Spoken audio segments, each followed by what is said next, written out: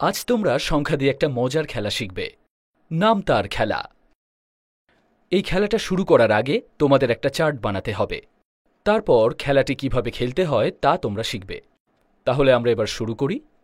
একটি সাদা কাগজ নাও এবং তার ওপর একটি বড় বর্গক্ষেত্র আঁকো। বর্গক্ষেত্রটিকে 11টি সারি ও 11টি স্তম্ভে ভাগ করো। একদম ওপরের বাঁদিকের ঘরটি ফাঁকা রেখে দাও। সবথেকে উপরের সারি এবং বাঁদিকের প্রথম স্তম্ভটিতে 1 থেকে 10 পর্যন্ত সংখ্যাগুলি লেখো। এবার তালিকাটি কিভাবে পূরণ করতে হবে তা দেখে নাও। আমরা 1-এর নামতা দিয়ে শুরু করব।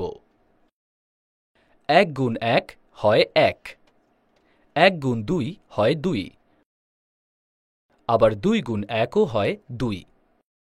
আমরা প্রথম সারি ও প্রথম স্তম্ভটি 1 থেকে 10 পর্যন্ত সংখ্যাগুলি দিয়ে পূরণ করছি, কিন্তু এরপর আমরা কি লিখব?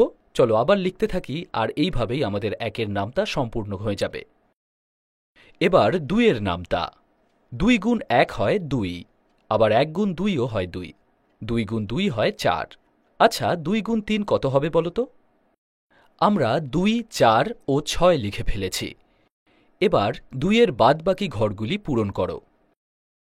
এবার 10-এর নামতা লেখো, কারণ এই নামতাটি খুব সহজ। একেবারে শেষ সারি ও শেষ স্তম্ভে 10 গুণ 1 অর্থাৎ 10, 10 গুণ 2 অর্থাৎ 20, 30, 40 এভাবে লিখতে থাকো আর নামতাটি সম্পূর্ণ করো। এখনো অবধি এটাই সবচেয়ে সহজ, তাই না? এবার অন্য একটি নামতা লেখা যাক, 5-এর নামতা। এর অনেকটা অংশ আগেই লেখা হয়ে গেছে, তাই আমরা শুরু করব 5 গুণ 3 দিয়ে। 5 ও 10-এর পর আসে 15, তারপর 20, 25 ইত্যাদি। তার মানে হল 5 গুণ 3 হয় 15, 5 গুণ 4 হয় 20। আর এর পরের অংশটা কি হবে তোমরা নিজেরাই পূরণ করো। এবার আমরা 3-এর নামতা লিখব, কিন্তু তার আগে কি তোমরা প্রতিটি 3 সংখ্যা যোগ করে চার্টে লিখে ফেলতে পারবে? যেমন ধরো 3, 6, 9, 12 ইত্যাদি। এটি 3-এর নামতা। 3 নম্বর সারি ও 3 নম্বর স্তম্ভে এই নামতাটি লেখো। যেভাবে তোমরা 3-এর নামতা লিখলে ঠিক সেভাবেই প্রতিটি 4 সংখ্যা যোগ করো আর চার্টে 4-এর নামতাটি লেখো। এবার 9-এর নামতা লিখব। 9-এর নামতায় একটি বিশেষ ব্যাপার আছে। এই নামতায় দশকের ঘরের সংখ্যাগুলি প্রতিবার 1 অঙ্ক করে বেড়ে যায় এবং এককের ঘরের সংখ্যাগুলি 1 অঙ্ক করে কমতে থাকে। 9-এর নামতার বেশিরভাগ অংশই আগে লেখা হয়ে গেছে। এবার 9 গুণ 6 থেকে বাকি নামতাটি লেখা শুরু করব। এখন আর মাত্র 9টি সংখ্যা লেখা বাকি আছে। 6 গুণ 7 হয় 42, যা কিনা 7 গুণ 6-এর মানের সমান।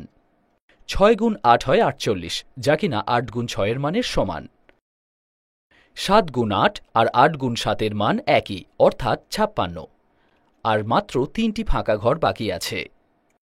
6 গুণ 6 হয় 36, 7 গুণ 7 হয় 49, আর 8 গুণ 8 হয় 64।